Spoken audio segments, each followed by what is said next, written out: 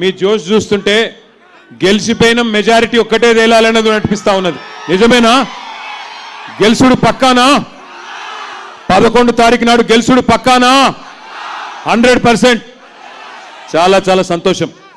ఇవాళ ఇక్కడికి వచ్చేటప్పుడు మా మిత్రులు కారులో ఉన్న నాతో పాటు ఉన్న గౌరవ నాయకులు నాకు మా తలసాని సాయి కిరణ్ గారు ఒక వీడియో చూపెట్టిండు.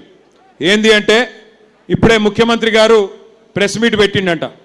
ప్రెస్ మీట్ పెడితే ప్రెస్ వాళ్ళు అడిగినరు, మరి సార్ నువ్వు జూబ్లీహిల్స్లో ఓడిపోతే ప్రజలు నీ ఖిలాఫ్ ఉన్నట్టు ఒప్పుకుంటావా, ప్రజలు మరి ఇది రెఫరెండంగా ఒప్పుకుంటావా అని అడిగినరంట. అడిగితే ఆయన ముందే చేతులు ఎత్తేసిండు. గట్లెట్లయితుంది, జూబ్లీహిల్స్ ఓడిపోతే ఏమవుతుంది, ఏం కాదు, ఇక నేను ఒప్పుకోను, ఏమైనా చిన్న చిన్న మార్పులుంటే చేసుకుంటా అని చెప్తున్నాడు. అంటే దాని అర్థం ఏంటంటే రేవంత్ రెడ్డికి కూడా తెలిసిపోయింది పక్కాగా 14 తారీఖు నాడు ఇక్కడ ఎగరబోయేది గులాబీ జెండా అనే మాట రేవంత్ రెడ్డి కూడా తెలిసిపోయిందా?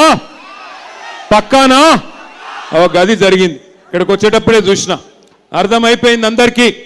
దయచేసి మిత్రులందరూ